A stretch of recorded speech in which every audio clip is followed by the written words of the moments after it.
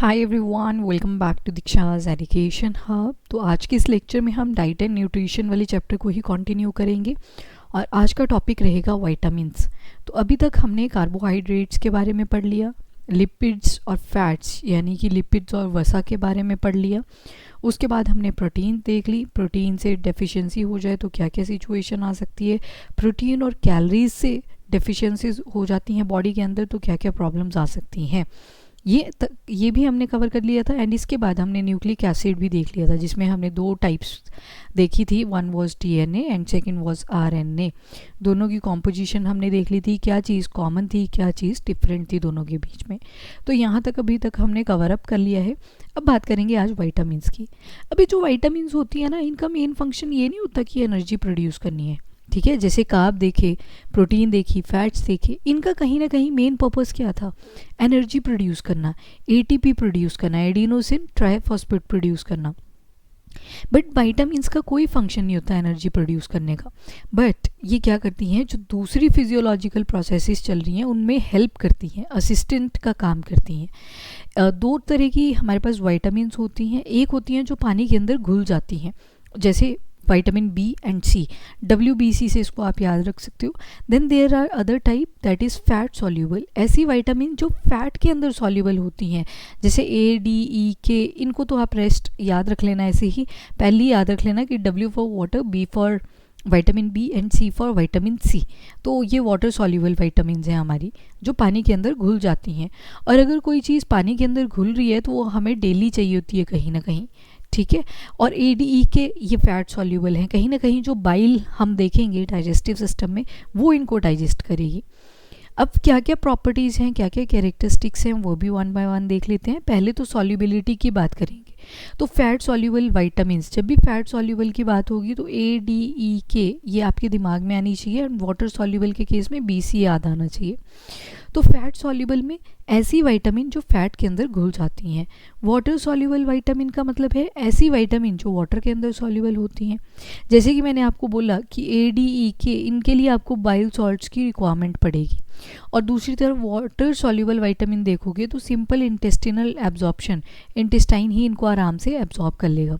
Transportation देखोगे तो fat soluble के लिए एक कैरियर प्रोटीन की रिक्वायरमेंट होती है, तभी इनको एक जगह से दूसरी जगह पे ट्रांसपोर्ट किया जा सकता है।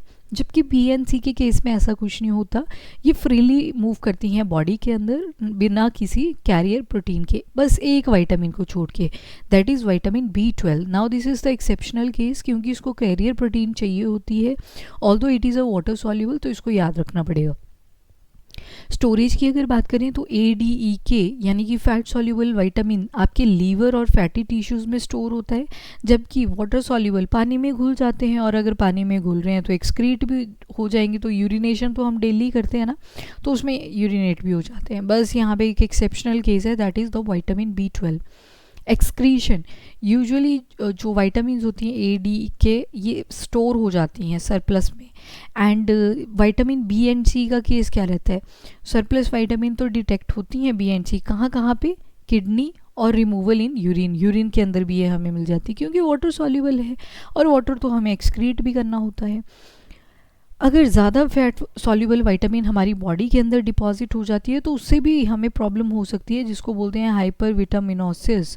और वहीं पे अगर वाटर सॉल्यूबल विटामिन्स का केस होता है तो यहाँ पे हाइपर विटामिनोसिस कभी नहीं होता क्योंकि ये तो वाटर में एक्सक्रीट हो रही हैं, उत्सर्जित हो जा रही हैं, ठीक है। ऑल्दो अगर कोई कॉम्प्लेक्स ले रहा है, विटामिन B के सप्लीमेंट्स ले रहा है, तो हाई डोजेज की वजह से क्या होता है, जो B विटामिन्स होती हैं उनका रिलीज स्लो हो जाता है थोड़ा, क्योंकि यूरिन के अंदर फिर तो ज़्यादा विटामिन ही होंगी ना, तो उस वजह से स्लो हो जाती है process, although it excreted out daily. Deficiency compensation अगर देखें तो आपकी जो फैट सॉल्यूबल विटामिन्स होती हैं ये हमें डेली नहीं चाहिए होती, वीकली मंथली ऐसे चलती हैं।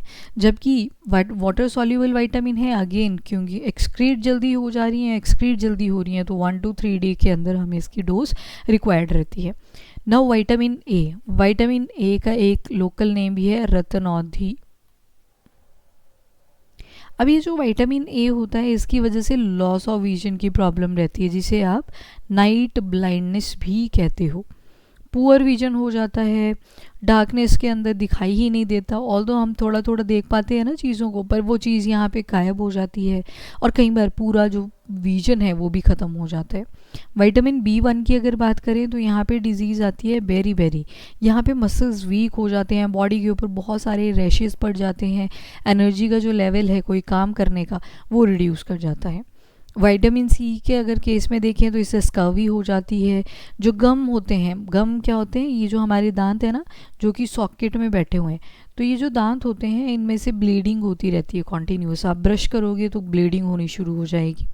और जब ये तो चलो आप बोलोगे कि मैम ये तो सभी को ही होती रहती है नॉर्मली नहीं, यहाँ पे ये जब इन्फेक्शियस रूप धारण कर लेती है, ठीक है, उसके बाद मेडिकेशन लेनी ही पड़ती है।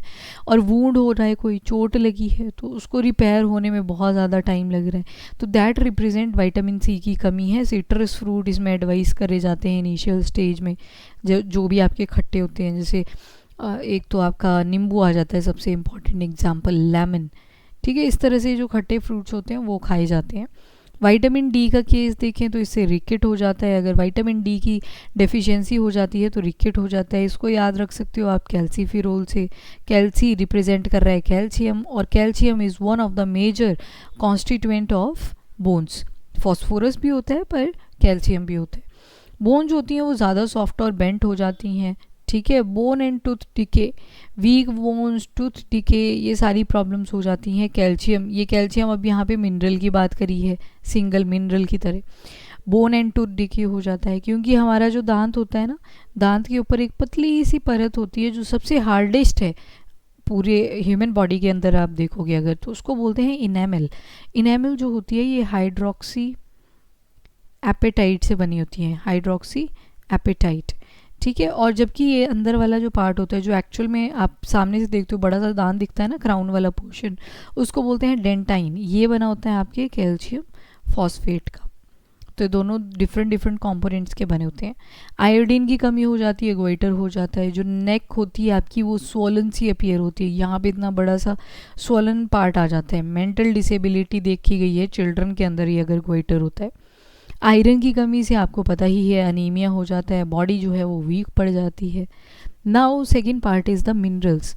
नाउ मिनरल्स किस लिए चाहिए होते हैं, तो वाटर देखो इंपॉर्टेंट है ना अपनी बॉडी के लिए। तो जो मिनरल होते हैं, जो भी वॉल्यूम ऑफ वाटर हमारी बॉडी को रिक्वायर्ड है, सुना होगा आपने कि हमारी बॉडी जो है वो ज़्यादा तो वाटर की ही बनी हुई है।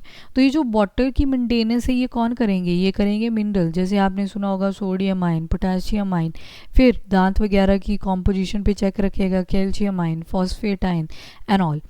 तो कितनी चीज़ कौन सी ज़रूरी है, कितना अमाउंट चाहिए उस चीज़ का for the normal functioning of metabolism, यानी कि चयापचय के लिए, यानी कि जितनी भी केमिकल रिएक्शन हमारी बॉडी के अंदर हो रही हैं, तो उस बेसिस पे हमने मिनरल को दो टाइप्स में डिवाइड कर दिया। एक आ जाएंगे मैक्रो मिनरल एंड दूसरे आ जाएंगे माइक्रो मिनरल। मैक्रो मिनरल की अगर बात करें तो ज़्यादा 1 ग्राम से ज़्यादा होते हैं, और माइनर मिनरल्स की बात करें तो 1 ग्राम से कम रहेंगे। That is the minerals. Macro nutrient की अगर बात करें तो ये ज़्यादा क्वांटिटी में हमें चाहिए होते हैं। मैक्रो रिप्रेजेंट ही क्या कर रहा है, कोई चीज़ जो कि बहुत बड़ी है, मासिव है। और माइक्रो क्या रिप्रेजेंट कर रहा है कि कोई चीज़ जो है वो सूक्ष्म है, बहुत छोटी है। तो जो मैक्रो न्यूट्रिएंट होते हैं ये ज़्यादा क्वांटिटी में चाहिए होते हैं, वहीं पे माइक्रो न्यूट्रिएंट जो होते हैं वो कम क्वांटिटी में चाहिए होते हैं। मैक्रो की बात करी तो 1 ग्राम से ज़्यादा, और माइक्रो की बात करी तो 1 ग्राम से कम चाहिए होते हैं। मैक्रो न्यूट्रिएंट जो होते हैं वो प्लांट में काफ़ी अबंडेंट प्रेजेंट होते हैं, जबकि माइक्रो न्यूट्रिएंट देखेंगे तो इनकी जो क्वांटिटी होती है प्लांट्स के अंदर वो बहुत कम होती है। जो मैक्रो न्यूट्रिएंट रहते हैं वो मेजर एलिमेंट्स होते हैं, जबकि माइक्रो न्यूट्रिएंट को हम ट्रेस एलिमेंट्स भी बोल देते हैं। जो मैक्रो न्यूट्रिएंट होते हैं जनरली ज़्यादा टॉक्सिक नहीं होते सेल के लिए अगर वो ज़्यादा कॉन्सेंट्रेशन में होते हैं देन द नॉर्मल लेवल। पर जो माइक्रो न्यूट्रिएंट अगर इनका लेवल 1 ग्राम से ज़्यादा चला जाता है तो दे कैन बी टॉक्सिक। तो मतलब ये हमें जो प्लांट हैं, एनिमल हैं, उनको चाहिए ही बहुत कम क्वांटिटी के अंदर होते हैं। अब मैक्रो की अगर बात करें तो इसमें आ जाएगा carbon, hydrogen, oxygen, nitrogen, phosphorus, potassium, calcium, sulphur, magnesium. लगभग आप देखोगे कि 20 एटॉमिक नंबर से पीछे के आएंगे। एंड माइक्रो की अगर बात करें तो यहाँ पे आ जाएंगे iron, manganese, copper, zinc, molybdenum, boron, chlorine and निकल। बोरोन और क्लोरीन ही हैं जो एटॉमिक नंबर 20 से नीचे के हैं, बाकी सब ऊपर वाले आ जाएंगे। तो इस तरह से आप याद रख सकते हो कि मैक्रो और माइक्रो न्यूट्रिएंट के बीच का डिफरेंस क्या है। उसके बाद आते हैं वाटर पे। अब वाटर जो है इसको हम क्या बोलते हैं, यूनिवर्सल सॉल्वेंट। यूनिवर्सल सॉल्वेंट का जो टाइटल है वो किसको दिया जाता है, वाटर को, क्योंकि मेजॉरिटी ऑफ द चीज़ें जो होती हैं वो वाटर में सॉल्युबल होती हैं। ठीक है, आप बोलोगे मैम सारी नहीं होती, मैंने बोला मेजॉरिटी। मेजॉरिटी में यहाँ पे मतलब है कि 90% ऑफ थिंग्स जो भी हमारे यहाँ पे एग्जिस्ट कर रही हैं अर्थ के ऊपर, वो they get dissolve in water. हमने सॉल्यूशन के बारे में पढ़ा था, अगर आपको फर्स्ट लेक्चर याद हो तो सॉल्यूशन हमने बोला था 2 चीज़ों से मिलके बना होता है, एक होता है सॉल्यूट और दूसरा रहता है सॉल्वेंट। तो यहाँ पे सॉल्यूट जो होता है वो हमेशा कम क्वांटिटी में होता है और सॉल्वेंट जो होता है वो हमेशा ज़्यादा क्वांटिटी में होता है। एग्जाम्पल कंसीडर कर लो, ये कंटेनर है, कंटेनर में आपने डाल दी चीनी और चीनी को मिक्स कर दिया पानी के अंदर, तो आपको पता ही नहीं चलेगा कि इसमें चीनी भी थी, क्योंकि घुल जाएगा प्रॉपर्ली, और जब घुल जाएगा तो इसको आप बोलोगे sugar solution, right, sugar solution. तो यहाँ पे पता चल रहा है कि जो शुगर थी वो कम क्वांटिटी में थी, तो शुगर को हम क्या बोलेंगे, सॉल्यूट, एंड वाटर जो था वो ज़्यादा क्वांटिटी में था, उसको हम बोलेंगे सॉल्वेंट। और जब दोनों मिक्स हो जाएंगे तो फिर एक लिक्विड सॉल्यूशन तैयार हो जाएगा। अगर आप चीनी सॉल्यूट को इंक्रीज़ करने की ट्राई करोगे तो एक टाइम ऐसा आता है कि वो चीज़ें विस्कोसिटी, उसकी जो घनत्व होगा वो बहुत ज़्यादा इंक्रीज़ कर जाएगा, मतलब वो घुल ही नहीं पाएगी, क्योंकि वाटर भी लाइक जो वाटर है यानी कि आपका विलायक है, सॉल्वेंट है, वो बोलेगा कि अब मैं और ज़्यादा सॉल्यूट अपने में मिक्स नहीं कर सकता, क्योंकि अब जो H2O है उसमें बॉन्ड्स नहीं बचे हैं, जितने शुगर मॉलिक्यूल अटैच कर सकता था वो सारे ख़त्म हो चुके हैं। इस पॉइंट को बोलते हैं ना पढ़ पढ़ के सैचुरेट हो गए हैं। This point is known as saturation, जब और ज़्यादा सॉल्यूट सॉल्वेंट के अंदर नहीं घुल सकता। तो ये फंडामेंटल सॉल्वेंट है आपका किसी भी केमिकल रिएक्शन के लिए इन लिविंग ऑर्गेनिज्म। और सेल और टिश्यू में कोई चीज़ ट्रांसपोर्ट करनी है तो उसमें भी क्या चाहिए होता है, वाटर चाहिए होता है। डाइजेशन यानी कि पाचन में इंपॉर्टेंट है, ट्रांसपोर्टेशन में इंपॉर्टेंट है, एक्सक्रीशन में इंपॉर्टेंट है, और बॉडी टेम्परेचर को रेगुलेट करने में इंपॉर्टेंट है। जो वाटर है ह्यूमन बॉडी में, that makes around 65% of human body mass. लगभग 65% जो बॉडी मास है ह्यूमन बींग्स का, वो वाटर की ही वजह से है, H2O की ही वजह से है।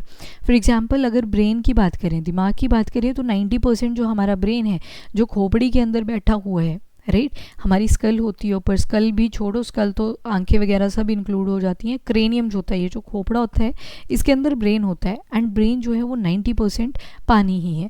85% यहाँ पे आपको मांसपेशियाँ मिलेंगी, एंड 25 to 40% जो है बोन्स में पानी मिलेंगी। ठीक है, तो पानी का क्वांटिटी देख रहे हो, ब्रेन के अंदर 90% आपको दिख रहा है, मसल के अंदर 85% आपको मिल रहा है, बोन्स के अंदर भी इवन वाटर मिल रहा है 25 to 40%। तो वाटर की अवेलेबिलिटी काफ़ी ज़्यादा है। चिल्ड्रन के केस में देखें तो पानी का प्रोपोर्शन जो होता है वो ज़्यादा रहता है if compare to the elders, क्योंकि एल्डर्स के केस में अब क्या हो रहा है, जो कोशिकाएँ हैं वो ख़त्म हो रही हैं, रिपेयर करने की टेंडेंसी डिक्रीज़ हो रही है। Although there is still repairing tendency, but ख़त्म हो रही है, ठीक है, डिक्रीज़ कर रही है, स्लो हो जा रही है। तो वाटर जो होता है वो ज़्यादा आपको किस में मिलेगा, चिल्ड्रन में।